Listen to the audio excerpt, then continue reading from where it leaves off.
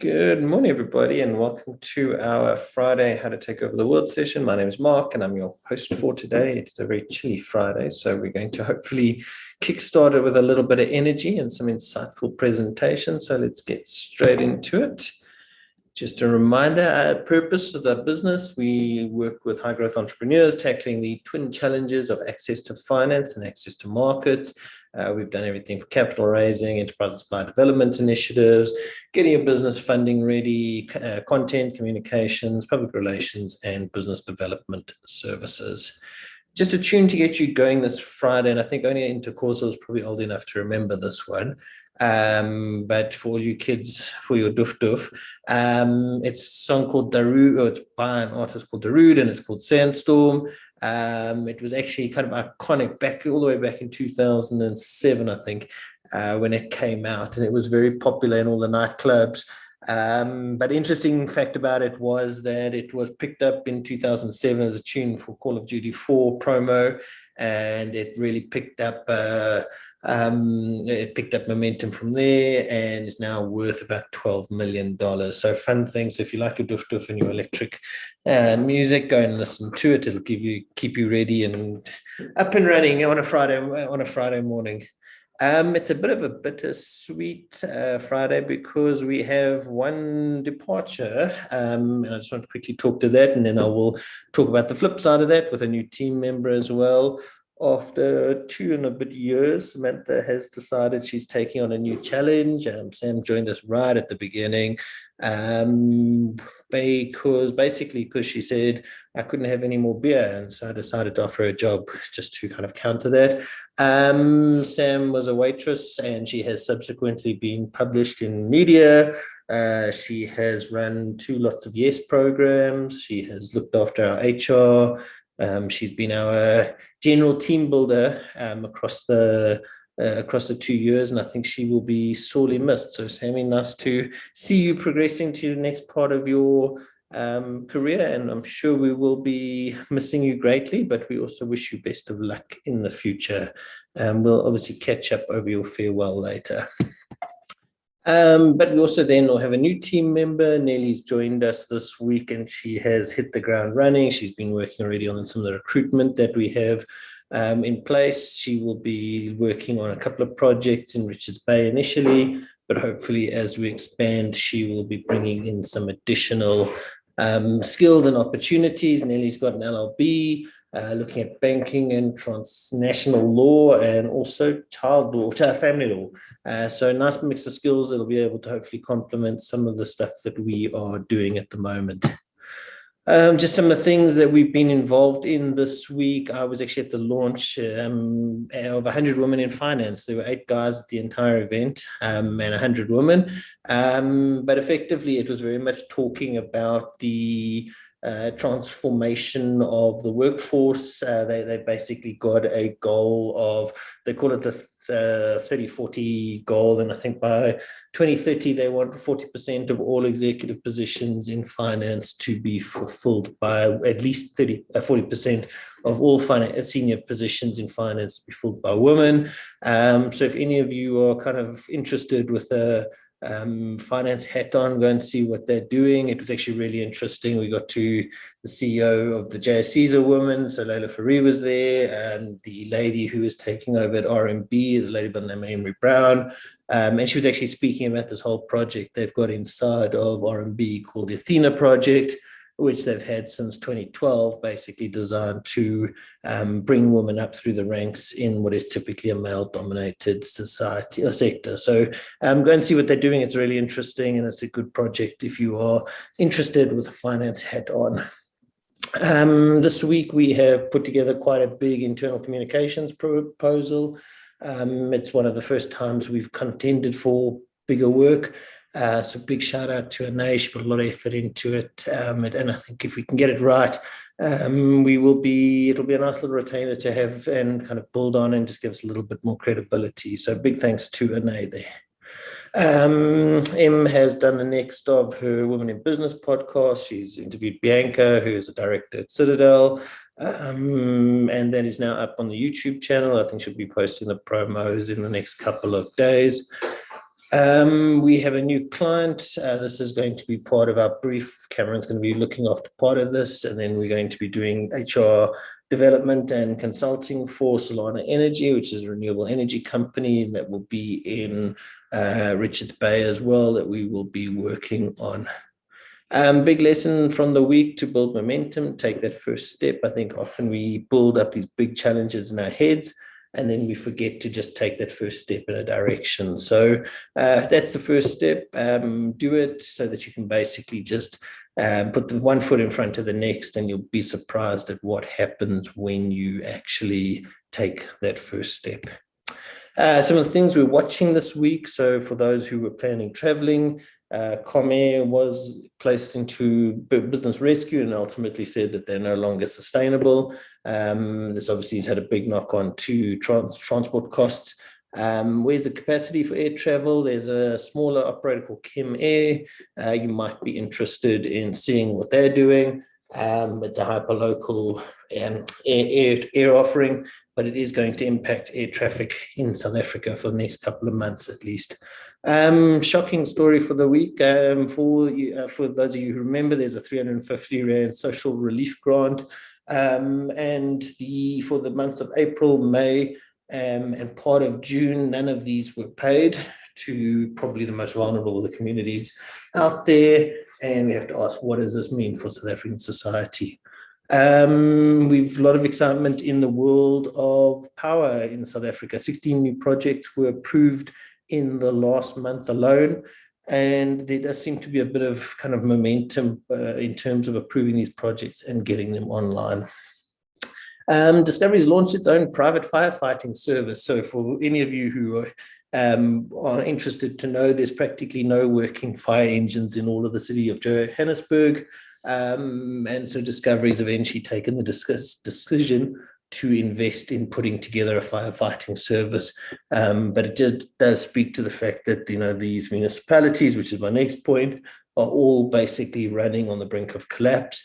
There was a report out of what's called Ratings Africa, and they basically said that the municipal sector financially is on the brink of collapse. So that's the negative side. And then just a kind of investment story for those who are interested. There's a big debate at the moment, which will be the better investment of the next 5 years in terms of electric cars, Ford versus Tesla. So if you're interested and you've got an investor hat on, go and have a look at what is happening there. Before we hand over to the panelists, I'm going to just, Samantha, I don't know if you want to maybe pass on a couple of words, and then I will go from there.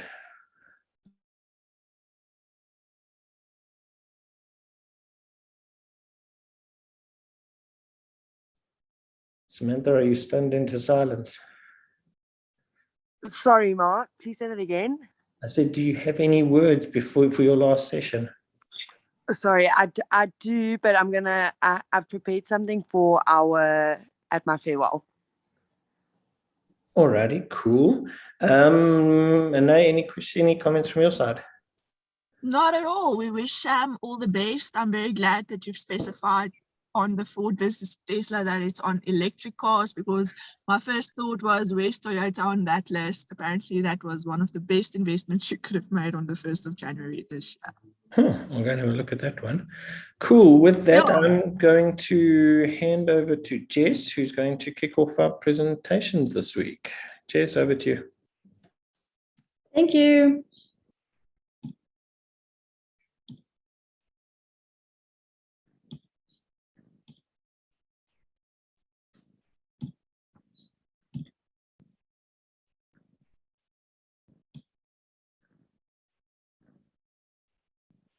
I move this thing. Are they? Don't let us down, Jess. You're so close. I couldn't find how to move that. Okay.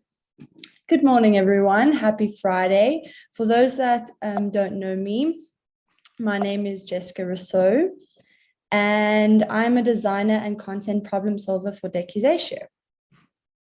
So today I'm going to be talking about how to market yourself as a professional. Throughout your career, marketing yourself as a professional is vital, Landing your dream job in this day and age is difficult. The job market becomes seemingly more and more competitive with each day that passes. Now, I'm not an expert in this field, and so I'm also learning and trying my best to build up my career marketing. Marketing yourself as a professional and giving yourself a career brand is important for many reasons. The prime reason is, of course, to stand out to potential employers. Marketing yourself also demands a lot of self-exploration. So how exactly can you effectively market yourself as a professional to stand out in an increasingly competitive job market? Here are a few easy steps I have found that can help us get on the right track. Number one, identify your niche. As a professional, it is essential to be aware of your own key strengths and weaknesses. Look at the ways you already bring these elements together so you can consider ways to engage them in innovation and problem solving. Try identify the unique aspects you can bring to the table, and you'll soon see yourself more confident in interviews as well. Another point on finding your niche is setting your career goals, as it is important because it will provide you with direction and purpose. Once you've done a little bit of self-exploration, you need to create an elevator speech to market yourself effectively as an individual. Essentially, an elevator speech is a message that communicates who you are, what you're looking for, and what you can offer to a company or an organization. Now, we all know the saying, it's not what you know, but who you know. And this brings me to my next point, networking. Networking plays an important role in the professional world. One never knows when an opportunity will arise or when a breakthrough will occur. In a world where you can only talk to people you know and don't branch out to connect with new people, you will only be aware of a limited number of opportunities and the same people you talk to on a daily basis. They will help you connect with a limited amount of people. If you still haven't broken through that mindset, now is the time to do so. Number 4, share your wisdom. Now, this is something I struggle with myself. Write clearly about what you know to establish your enterprise. Write articles and blogs whenever you can, and write an article that is well written, informative, timely, and valuable to readers. I think not only sharing your wisdom, but also sharing other people's wisdom can help explain your knowledge and create connections. Number 5, build a community. Develop a network of like-minded people in your field and connect deeply with them. It is always a good idea to associate with other experts who have genuine enterprise. And in their company, you can open up a whole new world of opportunities. Lastly, utilize LinkedIn. This is something I am working on currently. And as we all know, LinkedIn is a gold mine for industry professionals. The best way to market yourself as a professional in the digital world is through LinkedIn. The world has access to your online CV, so make it look good and stay consistent. LinkedIn is quickly becoming one of the most popular sites for job hunting, so use it to market yourself as a professional. Remember who you are. That's the message to the world. All of your words, all of your actions are messages to the world. By choosing your words and actions intentionally, you can protect your reputation, just as a good organization protects its brand. Marketing yourself is something only you can do. By setting yourself apart as a leader and a generous citizen in your professional communities. From this, you can reach far beyond your expectations. Thank you. Cool, thanks, Jess. Yeah, so I mean, it was actually Emma and I were actually talking about this week about, you are either a generalist or a specialist. My background for some of you, or most of you probably know this, but I actually dropped out of high school in standard 9, and I'm probably the epitome of a generalist. I know a little bit about lots of things, but I'm not a specialist in too many things. Whereas those who start pursuing very specific careers can start to carve out a niche. People know what you are and what you're good at, whether you're an accountant, whether you are a graphic designer, etc., etc. So, I mean, there's plenty of, I think you've got to decide where you come in. For most of you guys, and I mean, we really are trying to emphasize this, is probably the most valuable thing you guys at this kind of point for the majority of in your career is actually just get out and meet people, go and see what is out there, who you can talk to, what relationships you can build. You never know when people will become really important. In fact, and you'll actually enjoy this. Andile, who works for our banking client, he actually worked for me originally. I appointed him as a section editor at Finweek magazine. Now the roles have reversed, and he's the client, and I'm the we're the service provider. And in fact, just yesterday he was admitted to the bar, and we wrote the motivation for him to get one of the motivations for that. So you never know, that's a 20-year relationship or 15-year relationship, and you never know how these things go around. So that's very cool. And I think this whole thing about value of relationships goes a long, long way. So don't believe that you can, don't discount people, but be deliberate about the relationships you are building. Any questions from any other comments from anybody else? I think something that we forget, we often remember how important this is, but we never really take the time to actually finalize our elevators pitch. Because I think if someone still asks me to this day, who are you, what do you do, I often actually struggle to answer that question properly. And I've recently watched a thing where it's called College Tour. It's a Netherlands production or Netherlands talk show. And Christine Lagarde, who's the president of the European Bank, I think, was on it, and they took questions from the audience. And this one lady was posed with the question, do you see yourself as ambitious to actually work towards a better work title? And she said, I believe so. And then Christine Lagarde actually countered that to say, why do you sound hesitant in your answer? You know that you have the capability and the ability. If you would have just used the words, yes, sure, you would have come across so much better, and people would have known that you don't regard yourself as unsure and incapable, although you don't. The words that you use and the phrases that you use matter so much. So thanks for that reminder, Jess. So it's also just a fun one. It was actually, and we'll see how many, just very quickly because I'm cognizant of time.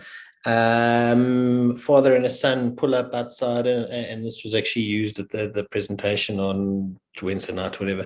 Father's taking his son for a job interview at a stockbroking firm, and he's talking to his son about how important this job is, and how this will kind of set him up for life, and he's going to meet all these amazing people.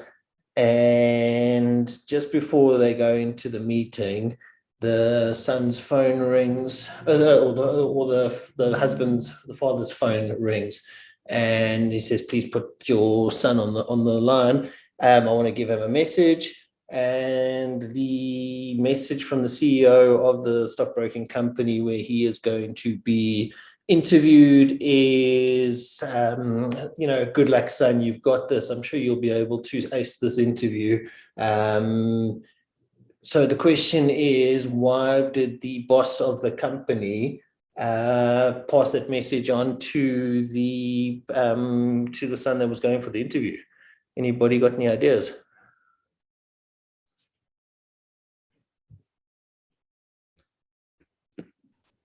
Not 100% sure. So the answer, it was the mom phoning to, the mom was the CEO of the company, but also phoning to say wishing good luck to the son. But a lot of people, when they put it up, assume that it was that the CEO of the company was actually male. They immediately assume the idea that when you use the term CEO, that it's a male-dominated industry, and therefore it was kind of old boy network type stuff. It was just interesting exercise. I've obviously done it on the fly, but it was interesting. Just people immediately assume that the CEO of a company is male, and that there is kind of nepotism, or not nepotism so much as the focus on male-dominated industries, and they forget that the CEO could actually be a woman. So just a fun exercise. With that, I'm going to stop talking and I'm going to hand over to Paula.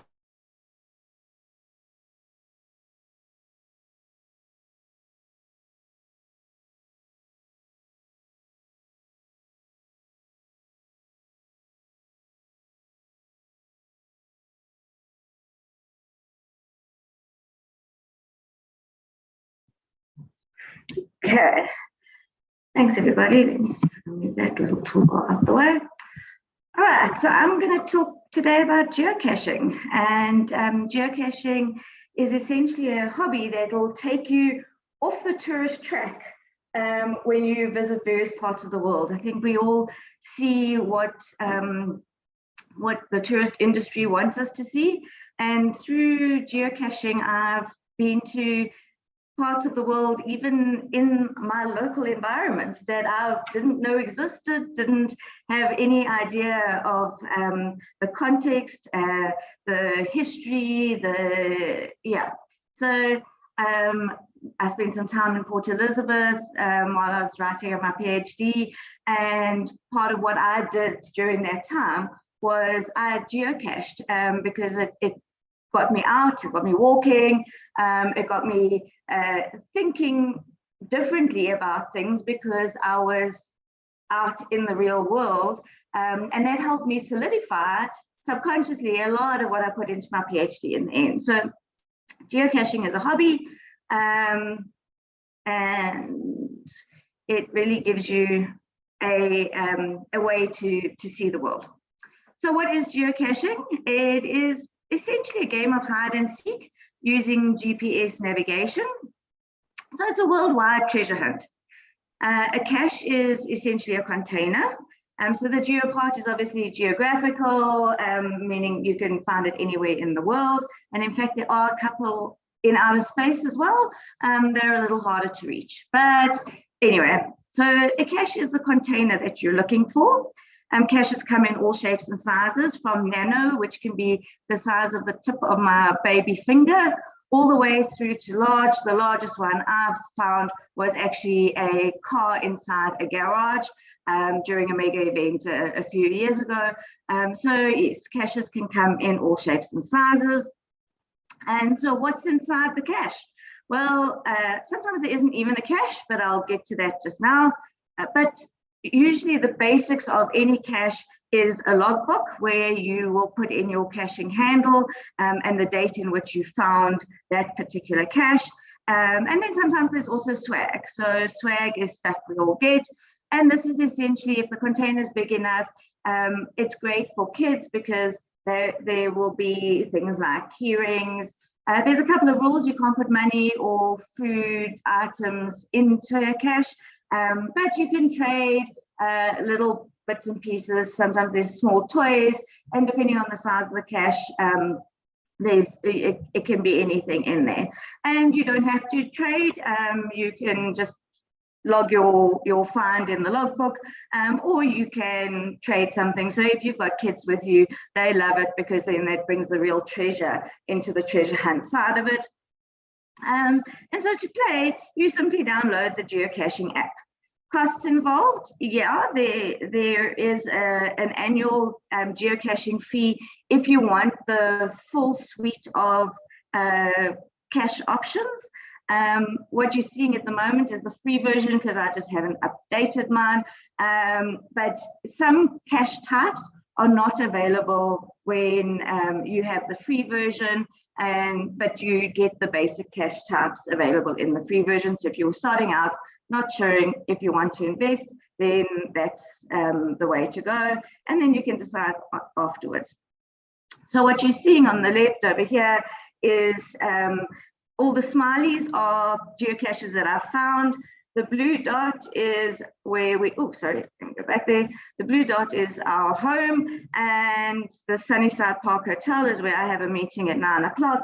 And I see that there is a cache that I have not yet found there. And so the idea is that somewhere in between the meetings, I will hopefully try and hunt down that cache.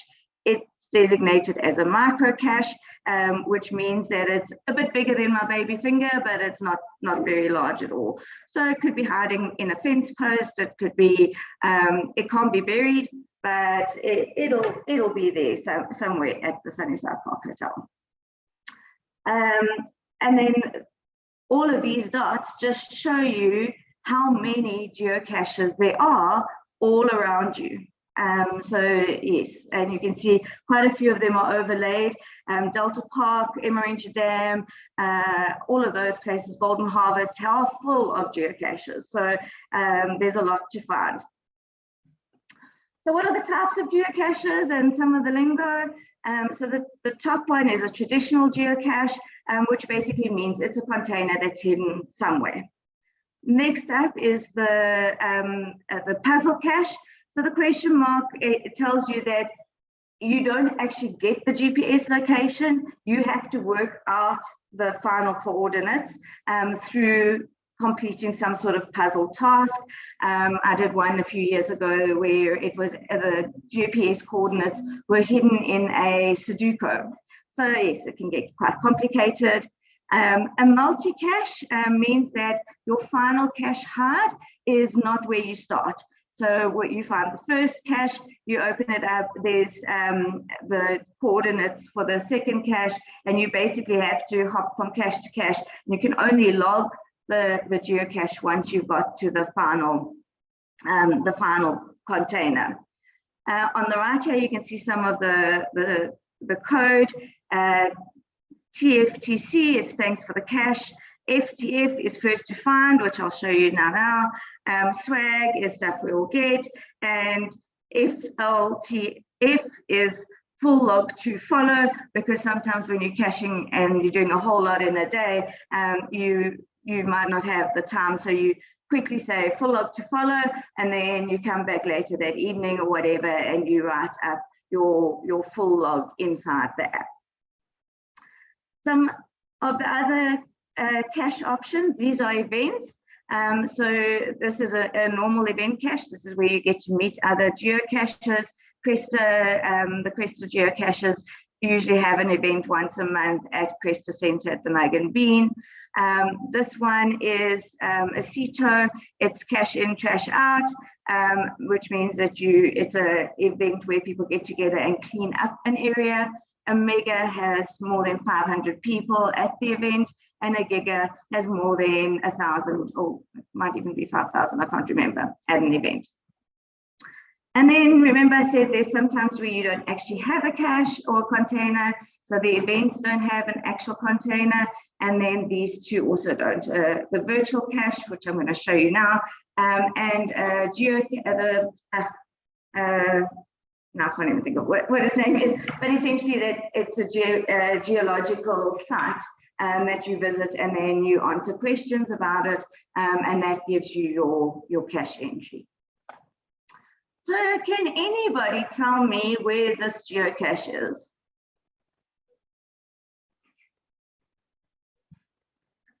I don't know. I can't actually see the.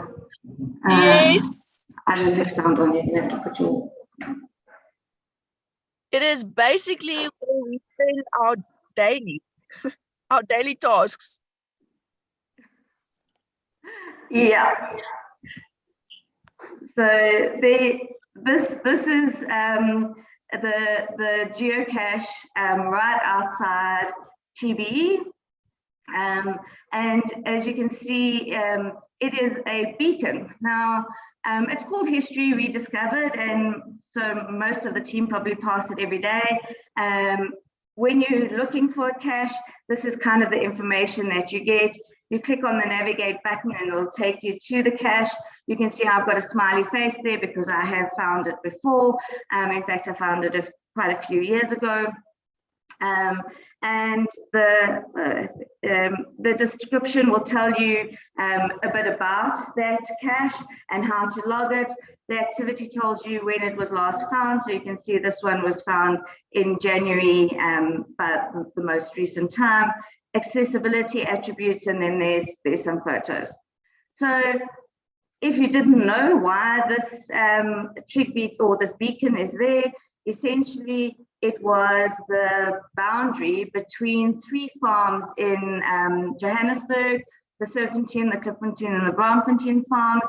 And so that beacon indicates that border. It was also part of the trig beacon to indicate the centre of Oxford Road, but it was moved onto the pavement along the way. And so essentially it's there out of history. And so when the Coca-Cola building was built, the beacon was kind of rediscovered, and they then made it into a monument. So if you want to find out more about it, here's the reference that the person who created this virtual cache did.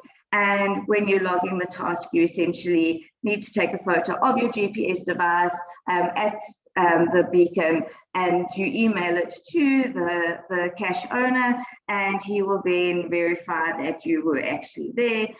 So virtual caches are few and far between, and it's quite cool because I was actually the first to find this cache, so that FTF.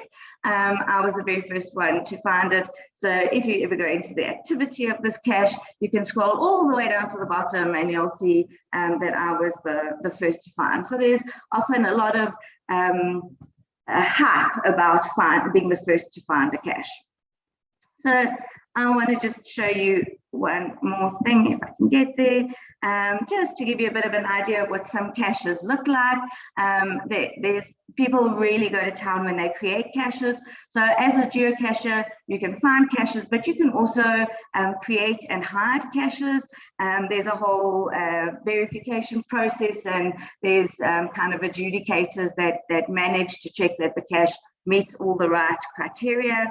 But you can see there's some puzzle caches where you've got to try and figure out how to actually access the cache. Here there's a whole lot of keys where you've got to unlock and figure out which one it is to unlock the cache. Here's a bit of a puzzle to open it up. So there's some very interesting types of geocaches out there. You find yourself getting very dirty and grimy when you go geocaching. Sometimes you might be underwater. This geocache was designed specifically to look like a fish from the top, and so that it would be hiding in plain sight, as it were. And so, yeah, this gives you a bit of an idea. Sometimes you need devices to try and get hold of the cache. Returning the cache to its rightful place is also the challenge. You do have to return the cache to where it was hidden, so that other people can find it. So that's my story. This is literally cooler than Pokemon Go.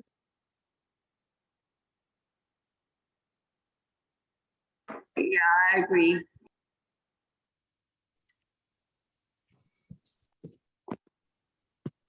And Jess says she's done it as well. So that's, how about that? You can't tell Gareth Cliff this though. Gareth Cliff is not a fan of geocaching. Cool. Thank you, Paula. That's very cool. And hopefully I know that Ed, Nelly, Jess, I mean, a lot of you guys are all involved in hiking and getting around the country. So this is hopefully something fun for you guys to also have a look at. Before we wrap up for today, are there any thoughts, comments, complaints, criticisms that I should be aware of? I see there's a question from Matty in the chat. She was asking about safety issues relating to Keme, and she's 100% correct. There were a number of issues around it. Trying to get an airline off the ground in South Africa is incredibly challenging. And I think that there's a lot of work to be done. I think, Kalula couldn't get it right, and that was with the backing of British Airways. Let's see what happens in the world of aviation in South Africa. Cool. I think we have a full house in terms of our attendees. Good questions, good presentations. Just a reminder, we'll put this up onto the YouTube channel shortly. I think everybody's got a lot to keep them busy, and then we will see you all at Sam's farewell later today. Thank you, everybody. Chat later. Cheers, guys. Thank you, everyone. Chat later.